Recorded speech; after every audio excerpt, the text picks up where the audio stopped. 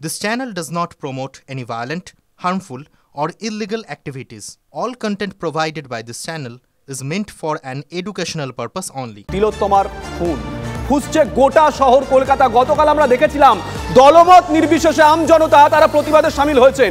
আরে প্রতিবাদ তো হচ্ছে, কিন্তু প্রতিবাদ থেকে যে প্রশ্নগুলো উঠে আসছে তার উত্তর এখনো পর্যন্ত না আমাদের কাছে নেই। আসুন আজকে উত্তর খোঁজার চেষ্টা করি। এই মুহূর্তে আমার সঙ্গে রয়েছেন বিশিষ্ট চিকিৎসকরা।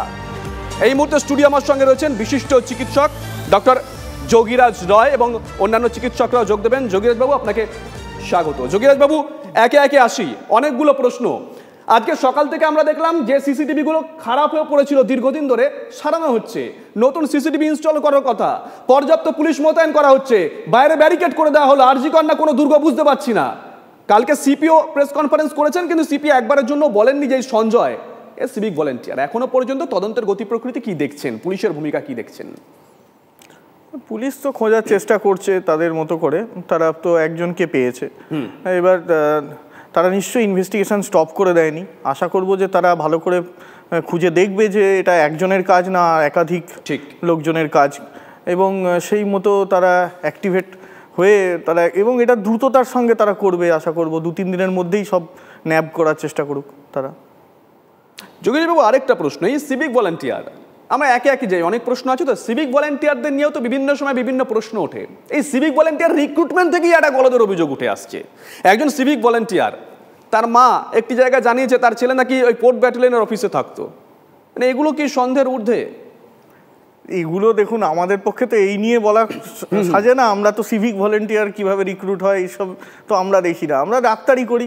শুধু একটাই বলতে পারি যে আমাদের হসপিটালে যদি সুস্থ স্বাভাবিক পরিবেশ, ভয়ের পরিবেশ চলে আসে, তাহলে কোনো ছাত্রছাত্রী, তার ছাত্রছাত্রীর শিক্ষক কারোর পক্ষেই ডাক্তারি করাটা সম্ভব নয়। এবং তার ফলাফল হিসেবে তাদের মধ্যে রাগ হয়ে যাওয়া স্বাভাবিক, এবং তারা যদি রেগে গেছে, আজকাল কাজ করতে চাইছে না, তার পিছনে তো যথেষ্ট কারণ আছে। তো এবার তার পিছনে সিভিক, তাদের নিয়োগ, এগুলো তো আমাদের পক্ষে বোঝা মুশকিল। নিয়োগের বিষয়টা না, আমি বলছি একজন সিভিক, তার ভূমিকা নিয়েও তো বিভিন্ন সময় প্রশ্ন ওঠে। সেই সিভিকের ভূমিকা নিয়ে আজকে প্রশ্ন উঠছে। আসবে একে একে। এই মুহূর্তে বাইরে থেকে আমাদের সঙ্গে রয়েছেন অন্যান্য চিকিৎসকরাও রয়েছেন। ডক্টর উৎপল বন্দ্যোপাধ্যায়, বিশিষ্ট চিকিৎসক, আপনাকে স্বাগত। রয়েছেন ডক্টর সুশান্ত বন্দ্যোপাধ্যায়, আপনাকেও স্বাগত। এবং রয়েছেন বিশিষ্ট চিকিৎসক ডক্টর শোভন দাস, আপনাকেও স্বাগত। শোভনবাবু, আপনার কাছে যাই। আপনি ফরেন্সিক মেডিসিন নিয়ে কাজ করেন। যে প্রশ্নটা গতকাল থেকে উঠছে বা গত পরশু বিকেল থেকে উঠছে, একজনের পক্ষে কি এটা করা সম্ভব? না, দেখুন, আজকেই আমি যেটা আপনাদের সাংবাদিক সৌরভের কাছ থেকে যতটুকু জানতে পারলাম তথ্য দিয়ে, তবে একটা জিনিস পরিষ্কার যে এটা একটা জঘন্যতম মার্ডার অ্যান্ড রেপ। আমি রেপ অ্যান্ড মার্ডার বলছি না, মার্ডার অ্যান্ড রেপ।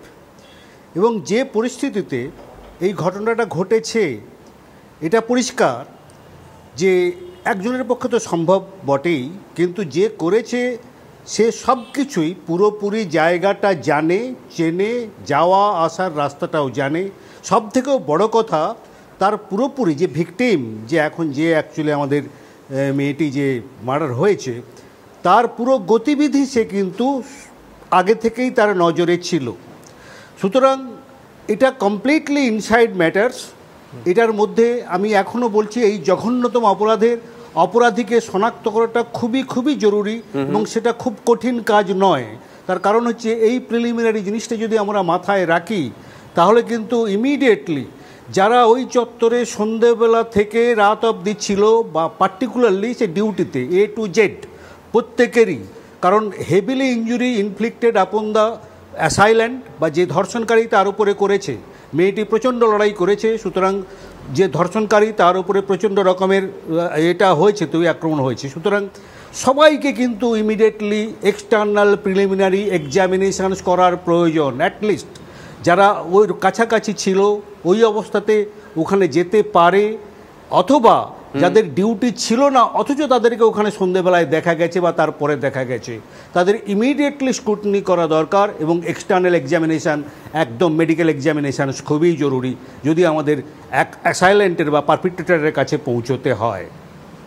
শোভনবাবু, আপনি তো পুরো বিষয়টার দিকে নিশ্চয়ই নজর রাখছেন। খুনের পরে ধর্ষণ না ধর্ষণ করে খুন, কি মনে হয় এখনো পর্যন্ত? না, এটাতে এটাতে আমার যা সব কিছু দেখে শুনে মনে হয়েছে, কারণ আমি আপনাদের সাংবাদিক সৌরভের সঙ্গে তার কাছ থেকে যা তথ্য পেয়েছি, সেখানে একটা কথা হচ্ছে তাকে, মেয়েটি যেহেতু যথেষ্ট মেডিকেল, প্রথম কথা হচ্ছে মেডিকেল ডক্টর সে, তারপরে সে কোয়াইট ক্যাপেবল পারসনস, তাকে কিন্তু চেষ্টা করা হয়েছে যখন অ্যাটাক করা হয়, সে কিন্তু খুবই রেজিস্ট্যান্স দিয়েছে এবং তাকে প্রথমেই তার মুখ বন্ধ করার চেষ্টা হয়, যেভাবে যেটাকে স্মদারিং হিসাবে দেখা হচ্ছে, তারপরেও না হয়ে তাকে কিন্তু থ্রটলিং অ্যাটেম্প্ট, এবং সেখানেই সে কিন্তু ইনক্যাপাসিটেড হয়ে যায়, আনকনশাস, মরার আগে আনকনশাস হয়ে যায়। তারপরেই কিন্তু ক্রাইমটা, যে রেপ ক্রাইম যেটা হচ্ছে, তারপরে ঘটানো হয়েছে। সে যখন অ্যাকচুয়ালি ছিল, কনশাস ছিল, অ্যালার্ট ছিল, সেই অবস্থায় কিন্তু পারেনি, এবং এটা একজনের পক্ষে তো সম্ভব, এবং যে এটা করেছে সে কিন্তু কোয়াইট এবল পারসনস, মানে আমাদের মতো একদম উইক কোনো পারসনস নয়, এবং তার উপরে প্রচণ্ড রকমের ইনজুরি হতে বাধ্য। বেশ, উৎপলবাবুর কাছে একটু যাই। উৎপলবাবু, ওই পিএম এর কাগজটা সোশ্যাল মিডিয়ায় ভাইরাল হয়েছে, আর অনেকেই সেটা পোস্ট করেছেন, ছিছি করছেন। কলার বোন ভাঙা মানে কতটা বল প্রয়োগ করলে এটা হয়ে থাকে?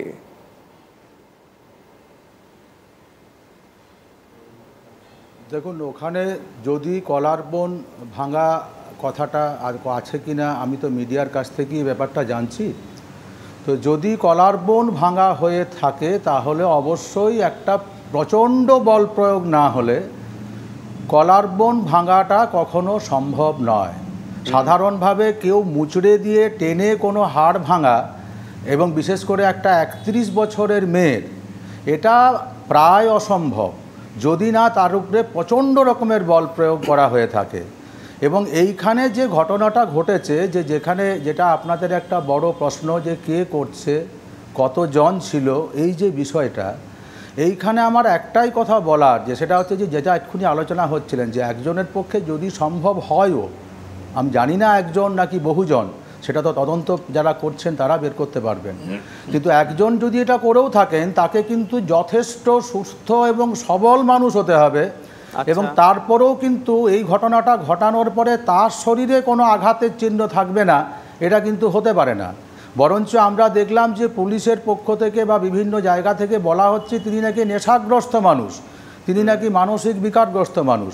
তাহলে অসুস্থ মানুষের পক্ষে একটি 31 বছরের মেয়েকে একা এই রকম করে এতগুলি আঘাত তার শরীরে তৈরি করা, এটা কি মানে ওই একটা অসুস্থ, মানে নেশাগ্রস্ত মানে তো সে অসুস্থ, তার তো শারীরিক জোর কম হবে, তার পক্ষে কতটা সম্ভব সেই প্রশ্নটা কিন্তু আমাদের থেকেই যায়।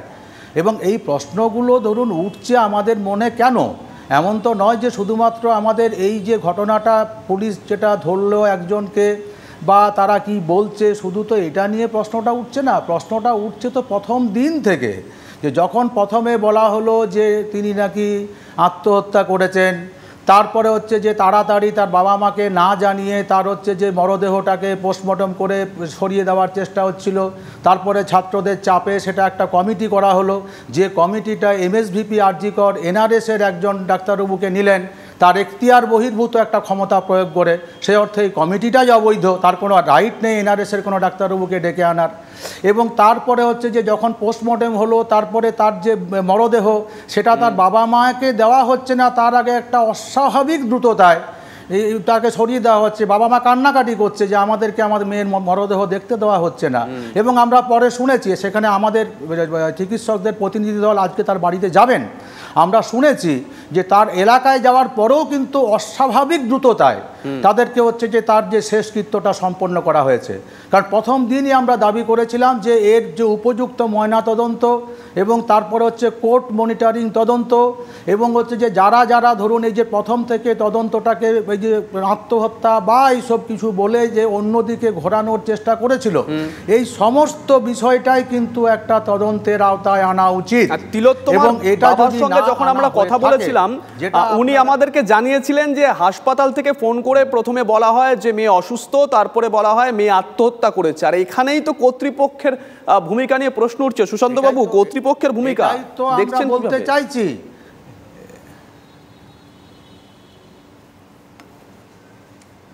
না, এটা তো ঠিকই, কর্তৃপক্ষের ভূমিকা নিয়ে তো প্রশ্ন আসবেই। এটা তো যা প্রাইমা ফেসি যে সমস্ত রিপোর্ট আসছে তাতে অবভিয়াসলি কর্তৃপক্ষের, কারণ এই প্রশ্নটা হচ্ছে যে বাইরে যে খবরগুলো দেওয়া হয়েছে, বাড়িতে যে খবরগুলো দেওয়া হয়েছে, কর্তৃপক্ষের ছাড়া তো কেউ দিতে পারে না, এগুলো দেওয়ার কথাও নয়। যদি কেউ দিয়ে থাকে তাহলে তো সেটা বলবো সেটা অন্যায় করেছে, কারণ কর্তৃপক্ষের সরাসরি তাদের সঙ্গে যোগাযোগ করার কথা এই ধরনের একটা ভয়াবহ সিচুয়েশনে। এবং সেখানে ন্যাচারালি একটা প্রশ্ন তো অবভিয়াসলি আসবে, এটাতে তো কোনো সংশয়ের জায়গা আছে বলে আমার এতটুকু মনে হয় না। কারণ এটা খুব স্বাভাবিক যে প্রথমে কেন এই কথাটা বলা হলো যে অসুস্থ, তারপরে বলা হলো আত্মহত্যা করেছে, কিসের ভিত্তিতে বলা হলো আত্মহত্যা করেছে, এই প্রশ্নগুলোর উত্তর তো খুঁজতে হবে, আমাদের খোঁজা দরকার। যারা তদন্ত করছেন এগুলো কিন্তু এই তদন্তের ভেতরে এগুলো আসা কিন্তু নিশ্চয়ই প্রয়োজন। যে আত্মহত্যা করার যে কেউ যদি বলে দেয় কেউ একজন মারা যাওয়ার পর আত্মহত্যা করেছে, কিন্তু তার তো কতগুলো ম্যানিফেস্টেশন থাকবে। একটা ইয়াং মেয়ে 31 বছর তার বয়স, সে আত্মহত্যা করলো শুয়ে শুয়ে কীভাবে? যদি সে কোনো ড্রাগ বা কিছু নিয়ে থাকে, বা হতে পারে যদি কিছু নিয়ে থাকে, কোনো মেডিসিন নিয়ে থাকে, প্রথম কথা এটা পিএমের রিপোর্টে আসবে। যদি কোনো সে ইনসুলিন নিয়ে থাকে বা ইন্ট্রাভেনাস অ্যানাস্থেটিক নিয়ে থাকে, এই প্রশ্নগুলো আসতে পারে। তাহলে সেগুলো তো পোস্টমর্টেম রিপোর্টে আসার কথা, প্রত্যেকটা পয়েন্ট আসার কথা, কিন্তু সেগুলো তো আজকে আমরা কোনোটাই শুনতে পাচ্ছি না। আমরা পোস্টমর্টেম রিপোর্ট যতটুকু শুনতে পাচ্ছি তাতে তো বোঝাই যাচ্ছে যে তাকে থ্রটলিং করে তাকে virtually she has been killed, তাকে মারা হয়েছে। তো সেখানে এই প্রশ্ন আসে কোথার থেকে? এই প্রশ্নটা উত্তরটা তো খুঁজতে হবে। যারা এনকোয়ারি করছেন তাদের যে কি beat police, beat enquiry committee, যারাই হোক না কেন, এই প্রশ্নগুলোর উত্তর অতি অবশ্যই জানা আমার মতে দরকার। না হলে কিন্তু এই তদন্ত অসম্পূর্ণ হয়ে যাবে বলে আমার নিজের ব্যক্তিগত ধারণা। কারণ না হলে আমরা এই পয়েন্টেও আসতে পারবো না যে এটা নিয়ে মনের মধ্যে প্রত্যেকেরই একটা সন্দেহ জাগছে যে অ্যাকিউজড, যে ধরা পড়েছে, সে কি একা নাকি আরও কেউ ছিল। ঠিক এই প্রশ্নটা কিন্তু ইনফ্যাক্ট আমার মনেও আসা স্বাভাবিক, আমার মনেও আসছে যে সে কি একা ছিল, কারণ সে এটা ইনটক্সিকেটেড একটা লোক। এইভাবে এত কিছু ইনজুরি করা, এটা তো কিন্তু খুব সহজ কথা নয়। এই প্রশ্নটা বারবার প্রত্যেকটা লোকের মনের মধ্যে আসবেই, এবং এর উত্তরটা খোঁজাও আমার মনে হয় অত্যন্ত প্রয়োজনীয়। যোগীরাজবাবু, আপনার কাছে এই একই প্রশ্ন, কর্তৃপক্ষের ভূমিকা। কর্তৃপক্ষ মানে আপনি ওভারঅল বলুন, মানে শুধু টোটাল অ্যাডমিনিস্ট্রেশন, মানে আপনি কলেজ অ্যাডমিনিস্ট্রেশন ছাড়াও পুলিশ অ্যাডমিনিস্ট্রেশনও ইম্পর্টেন্ট। কারণ ইনফরমেশন বাড়িতে দিতে গিয়ে কিভাবে ব্রেকিং নিউজ করেছেন বাড়ির লোককে, কারণ আপনি কেউ মারা গেছে এটা আপনি বাড়িতে জানাচ্ছেন, এবং সে ডিউটি দিতে গিয়ে মারা গেছেন, কিভাবে যিনি জানাতে গেছেন তিনি কিভাবে কতটায় বলবেন সেটা হয়তো তার ব্যাপার ছিল, কিন্তু এটাও উনি যেটা বলেছেন সেটার ইন্টারপ্রিটেশন তো আমরা এখন নানা রকমভাবে করতে পারি। আর একটা ব্যাপার হচ্ছে যে দেখলাম যে প্রথমেই যে পুলিশ যখন বললেন তখন নাকি বলছেন যে হচ্ছে যে পেশেন্ট ওনার নাম বলে দিচ্ছেন, ওনার বাড়ির অ্যাড্রেস বলে দিচ্ছেন। এগুলো বলা মানে হচ্ছে ধরেই নেওয়া হচ্ছে যে this is not a homicide. তা নাহলে তো ওনারা নাম ধাম ইত্যাদি বলতেন না, তাহলে তো ওটার নামটা এখন আমরা তিলোত্তমা বলছি, প্রথমে তো আমরা নামও বুঝে গেছি কে। তো এই এত বড় জিনিস তো সুইসাইড কেসেই বলা যেতে পারে, হোমিসাইডে বলা যায় না। তাহলে পুলিশ যদি এটা বলে থাকে তাহলে তো তাদেরও তো একটা ফরেন্সিক মিনিমাম সেন্স আছে। প্রথমে রুগী যিনি মারা গেছেন তাকে দেখে তো ক্রাইম সিন কি না সেটাও তো বোঝার ক্ষমতা তাদের আছে। তো সেখানেই বা তারা সবার সামনে কি করে বলছেন যে নাম বলে দিচ্ছেন, ছুটে গেল, তারপরেও পুলিশের তরফ থেকে প্রথমে বলা হলো সুইসাইড, যেটা তিলোত্তমার বাবা দাবি করেছেন। পুলিশের ভূমিকাটা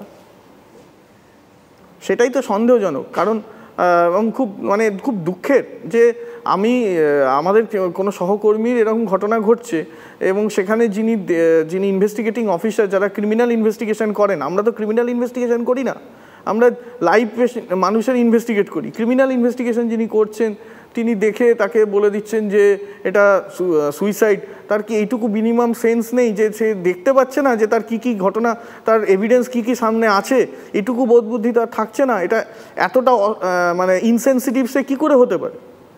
যোগেশবাবু, আমরা বিভিন্ন হাসপাতালে যাচ্ছি, আমাদের সহকর্মীরা কলকাতা থেকে জেলা বিভিন্ন হাসপাতালে যাচ্ছে, সেখানে গিয়ে দেখছে বহিরাগতদের ভিড়, মানে যেখানে চিকিৎসক, নার্স, হাসপাতালের কর্মী যারা কিংবা নিজের পক্ষে হয়তো দু একজন রোগীর পরিবারের লোক ছাড়া কেউ যেতে পারে না, সেখানেও বহিরাগতরা ঢুকে যাচ্ছে, যে ছবি আরজি করেও ধরা পড়েছে। যোগীরাজবাবু, বহিরাগত ব্যাপারটা দেখুন, বহিরাগত শব্দটা অদ্ভুত একটা শব্দ। দেখুন, যাদের আজকে ধরুন কেউ ভর্তি হয়েছে, যার এক ছেলে এক মেয়ে বা একটি পুত্র বা একটি কন্যা আছে, তাকে আমাদের সরকারি হাসপাতালে তো তার সঙ্গের লোক থাকতে হয়।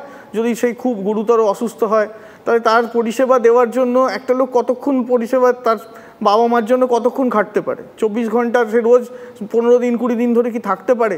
তাকে কাউকে হায়ার করতে হয়। এই ব্যাপারটা তো আমাদের হয়েই আসছে, এবং এটার অ্যাডভান্টেজ নিয়েই কিছু লোক বা এই সুবিধাটা নিয়েই অনেক লোক এক্সট্রা ঢুকে যাচ্ছে। তো এই ব্যাপারটা কিন্তু এখন ক্লিয়ার করার দরকার আছে আমাদের, যে যাদের এখন তো বেশিরভাগই তো একটি পুত্র একটি কন্যা, এরকমই তো অবস্থা।